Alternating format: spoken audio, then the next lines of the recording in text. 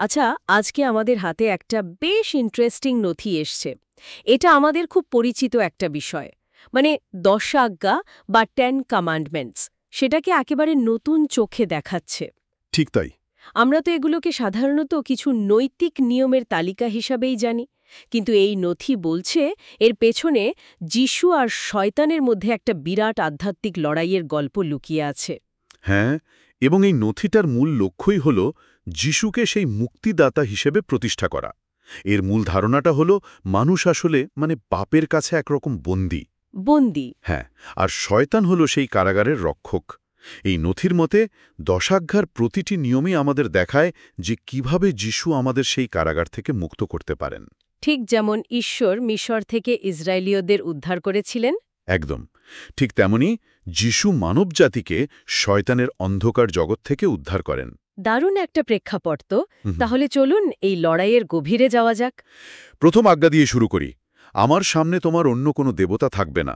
নথিটি এটাকে কিভাবে দেখছে? নথিটি বলছে এটাই হলো সেই আধ্যাত্মিক লড়াইয়ের একেবারে কেন্দ্রবিন্দু। তাই নাকি?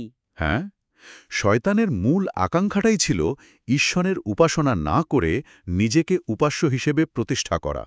আর সে মানুষকেও সেই একই ফাঁদে ফেলতে চায়।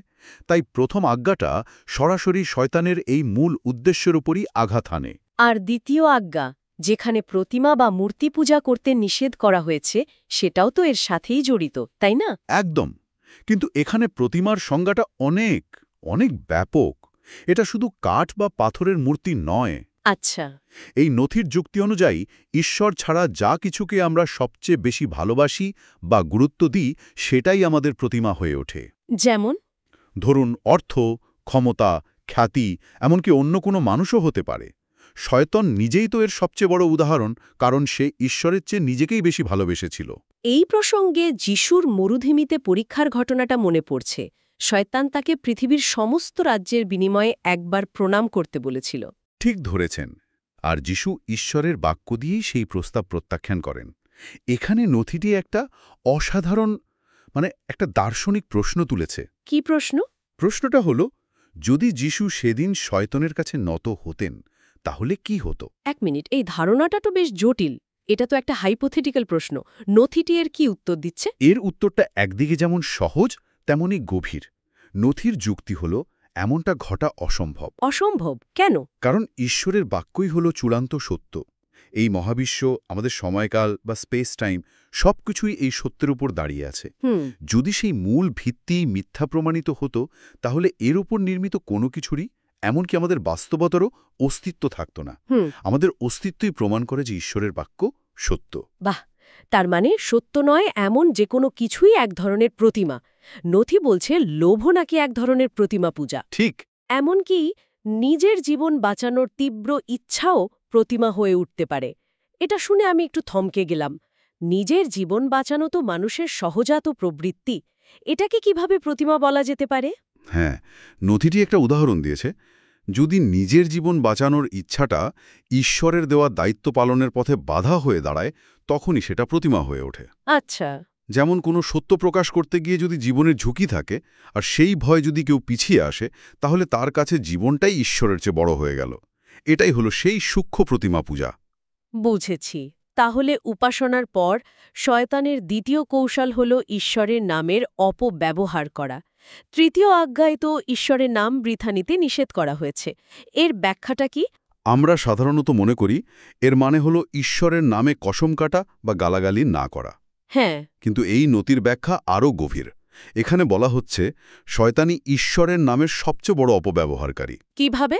সে মানুষের মনে এই ধারণা ঢুকিয়ে দেয় যে ঈশ্বরের আদেশ পালন করা অসম্ভব, কঠিন এবং কষ্টকর। এর মাধ্যমে সে ঈশ্বরকে একজন অত্যাচারী, মিথ্যাবাদী শাসক হিসেবে চিত্রিত করার চেষ্টা করে। যিশুর সময়ের ধর্মগুরুরাও তো অনেকটা এমনই করেছিলেন, তাই না? একদম। যখন যিশু পাপ ক্ষমা করার কথা বলতেন, তারা বলতো এটা ঈশ্বর নিন্দা, কারণ তাদের বিশ্বাস ছিল একমাত্র ঈশ্বরই পাপ ক্ষমা করতে পারেন। তার মানে তারা যিশুর মধ্যে ঈশ্বরের কাজকে চিনতে পারেনি। ঠিক তাই। আর এটাই আমাদের পবিত্র আত্মার বিরুদ্ধে নিন্দার ধারণার দিকে নিয়ে যায়, যাকে ক্ষমার অযোগ্য পাপ বলা হয়। নথির মতে এর আসল অর্থ হল যখন পবিত্র আত্মা স্পষ্টভাবে প্রমাণ করে দিচ্ছেন যে যিশুই ঈশ্বরের পাঠানো ত্রাণকর্তা, তখন সেই কাজকে শয়তানের কাজ বলে উড়িয়ে দেওয়া। এটা আসলে ঈশ্বরের মুক্তি পরিকল্পনাকেই প্রত্যাখ্যান করার শামিল। ঈশ্বরের নামকে রক্ষা করার পর নথিটি আমাদের সময়ের ধারণাকেই চ্যালেঞ্জ করে বসেছে, বিশেষ করে বিশ্রামবার বা স্যাবেথের ধারণাকে। এটা তো শুধু একটা ছুটির দিন নয়, তাই না? একেবারেই নয়। পুরনো নিয়মে বিশ্রামবার ছিল একটা নির্দিষ্ট দিন যেদিন কাজ থেকে বিরত থাকতে হতো। কিন্তু এই নথি বলছে বিশ্রামবার আসলে শয়তানের কাজের উপর ঈশ্বরের চূড়ান্ত বিজয়ের প্রতীক। আচ্ছা। যিশু যখন নিজেকে বিশ্রামবারের প্রভু বলেন, তখন তিনি আসলে বলছেন, আমি তোমাদের প্রকৃত বিশ্রাম। পুরনো নিয়মাবলীর বিশ্রামবার, উৎসব বা মন্দিরের মতো বিষয়গুলো ছিল আসল জিনিসের ছায়া, আর সেই আসল জিনিসটা হলেন যিশু। কিন্তু এই ধারণাটা কি একটি বেশি আধ্যাত্মিক নয়? সাধারণ মানুষের দৈনন্দিন জীবনের বাস্তব প্রয়োগ কি? মানে একজন দোকানদার বা একজন ডাক্তারের জন্য প্রতিটি দিন কিভাবে বিশ্রামবার হতে পারে? চমৎকার প্রশ্ন। এর অর্থ এই নয় যে আমাদের কাজ করা বন্ধ করে দিতে হবে। তাহলে এর আধ্যাত্মিক অর্থ হল পবিত্র আত্মার উপস্থিতিতে আমরা যে কোনো মুহূর্তে, যে কোনো পরিস্থিতিতে ঈশ্বরের মধ্যে মানসিক এবং আত্মিক শান্তি বা বিশ্রাম খুঁজে পেতে পারি। তবে কি? নথিটি ভবিষ্যতের জন্য একটি সতর্ক বার্তাও দেয়। বলা হয়েছে যে শেষ সময়ে শয়তান সময় ও নিয়ম পরিবর্তন করার চেষ্টা করবে এবং মানুষকে একটি নির্দিষ্ট দিনে তার উপাসনা করতে বাধ্য করবে। মূল বিষয় কোনো নির্দিষ্ট দিন, শনিবার বা রবিবার নয়, বরং কাকে উপাসনা করা হচ্ছে সেটাই আসল।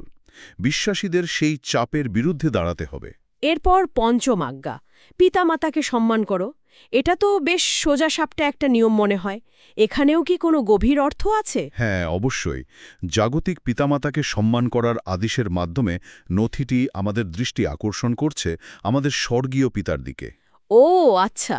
এখানে ঈশ্বরকে সব সৃষ্টির পিতা হিসেবে দেখানো হয়েছে, আর যিশুকে বলা হয়েছে চিরস্থায়ী পিতা। তাই যিশুকে সম্মান করার অর্থ হল সৃষ্টিকর্তা ঈশ্বরকেই সম্মান করা। একদম। আর এই আজ্ঞার সাথে যে দীর্ঘ জীবনের প্রতিশ্রুতি আছে, তার চূড়ান্ত রূপ হল ঈশ্বরের রাজ্যে অনন্ত জীবন। এগুলোর সাথে শয়তানের লড়াইয়ের সম্পর্কটা কি? সম্পর্কটা খুব গভীর। যেমন ষষ্ঠ আজ্ঞা, নরহত্যা করো না। শয়তানের মূল উদ্দেশ্যই হল ধ্বংস করা।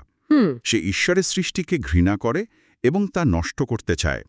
তাই নরহত্যা হল শয়তানের ইচ্ছাকেই পূরণ করা। অন্যদিকে যিশু এসেছেন জীবন দিতে এবং তা প্রচুর পরিমাণে দিতে। যিশু তো আরও এক ধাপ এগিয়ে গিয়ে বলেছেন, কাউকে ঘৃণা করাও আধ্যাত্মিক অর্থে হত্যা করার সমান। ঠিক তাই। আর ব্যভিচার বা অ্যাডাল্টারি, সপ্তম আজ্ঞাকে এই আধ্যাত্মিক সংগ্রামের পরিপ্রেক্ষিতে কিভাবে দেখা হচ্ছে? ব্যভিচার মানে হল একটি পবিত্র চুক্তির লঙ্ঘন। নথিটি বলছে ঈশ্বর এবং মানবজাতির মধ্যে একটি পবিত্র চুক্তি বা কভেনেন্ট আছে। আচ্ছা। শয়তান সবসময় সেই চুক্তি ভাঙার চেষ্টা করে, মানুষকে ঈশ্বরের কাছ থেকে দূরে সরিয়ে নিয়ে। ব্যভিচার হল সেই আধ্যাত্মিক বিশ্বাসঘাতকতারই একটি জাগতিক প্রতিফলন। আর যিশু? অন্যদিকে যিশুকে বিশ্বাসীদের জন্য একজন বিশ্বস্ত স্বামীর প্রতীক হিসাবে দেখা হয়, যিনি কখনও তার চুক্তি ভাঙেন না। অষ্টম আজ্ঞা, চুরি করো না, এটা তো বেশ স্পষ্ট। হ্যাঁ, কিন্তু এখানেও চুরির ধারণাটাকে বড় পরিসরে দেখা হয়েছে। যিশু বলেছেন শয়তান হলো এক চোর, যে চুরি করতে, হত্যা করতে আর ধ্বংস করতে আসে। সে কি চুরি করতে চেয়েছিল? সে স্বর্গে বিদ্রোহ করে ঈশ্বরের গৌরব চুরি করতে চেয়েছিল। সে এদেন উদ্যানে আদম হওয়ার সরলতা চুরি করেছিল। তাই যখন কোনো মানুষ চুরি করে, সে আসলে শয়তানের দেখানো পথেই হাঁটে। এর বিপরীতে যিশু হলেন দাতা, যিনি অনুগ্রহ এবং অনন্ত জীবন দান করেন। এটা তো নবম আজ্ঞার সাথেও মেলে, তোমার প্রতিবেশীর বিরুদ্ধে মিথ্যা সাক্ষ্য দিও না। এটা তো সরাসরি সত্য আর মিথ্যার লড়াই। ঠিক তাই। বাইবেলের শয়তানকে মিথ্যার জনক বলা হয়েছে। তার পুরো রাজ্যটাই মিথ্যার ওপর প্রতিষ্ঠিত। মিথ্যা সাক্ষ্য দেওয়া মানে শয়তানের পক্ষ নেওয়া। একদম। অন্যদিকে যিশু বলেছেন, আমি পথ, সত্য ও জীবন। সত্য কথা বলা, সত্যের পক্ষে দাঁড়ানো মানে ঈশ্বরের পক্ষে দাঁড়ানো। এবং সবশেষে দশম আজ্ঞা, লোভ না করা। এটা তো কোনো কাজের ওপর নয়, বরং মনের ভেতরের ইচ্ছার ওপর নিষেধাজ্ঞা। এটা কিভাবে এই বড় ছবির সাথে খাপ খায়? এই আজ্ঞাটি হয়তো সবচেয়ে গুরুত্বপূর্ণ। তাই কেন? কারণ এটি বাকি অনেক পাপের মূল। শয়তানের পতন হয়েছিল কেন? কারণ সে ঈশ্বরের সিংহাসনের লোভ করেছিল। আচ্ছা। লোভ বা কভেটিং হল সেই অতৃপ্তির অনুভূতি যা শয়তান মানুষের মনে ঢুকিয়ে দেয়, যাতে মানুষ ঈশ্বরের দেওয়া ব্যবস্থায় সন্তুষ্ট না থাকে। এই অতৃপ্তি থেকেই তো চুরি, হত্যা, ব্যভিচারের মতো পাপের জন্ম হয়। তার মানে লোভকে দমন করা মানে শয়তানের আক্রমণের মূল অস্ত্রটাকেই ভোঁতা করে দেওয়া। ঠিক ধরেছেন। তাহলে এই পুরো আলোচনার সারসম্মর্ম করলে দাঁড়ায় 10 আজ্ঞা শুধু কিছু করণীয় বা না করার তালিকা নয়। না, একেবারেই না। এই নথি অনুযায়ী এটা হলো যিশু এবং শয়তানের মধ্যেকার এক মহাজাগতিক লড়াইয়ের রণক্ষেত্র। উপাসনা, সম্মান, সত্য, এমনকি আমাদের ভেতরের লোভ পর্যন্ত সব কিছুই এই লড়াইয়ের অংশ। একদম। আর এই আলোচনা আমাদের একটা গভীর প্রশ্ন নিয়ে ভাবতে বাধ্য করে। কি প্রশ্ন? যদি ঈশ্বরের চেয়ে বেশি মূল্যবান যে কোনো কিছুই আমাদের জীবনে প্রতিমা হয়ে উঠতে পারে, এবং এমনকি নিজের জীবন রক্ষার তীব্র আকাঙ্ক্ষাও যদি সেই তালিকায় পড়তে পারে, তাহলে এই আধুনিক জীবনে আমাদের অজান্তে কোন জিনিসগুলো আমাদের প্রতিমা হয়ে উঠেছে? আমাদের ক্যারিয়ার, সামাজিক মাধ্যমে আমাদের পরিচিতি, নাকি আমাদের অর্থনৈতিক নিরাপত্তা? কোন জিনিসটা ঈশ্বরের ইচ্ছাপূরণের পথে অজান্তেই বাধা হয়ে দাঁড়াচ্ছে?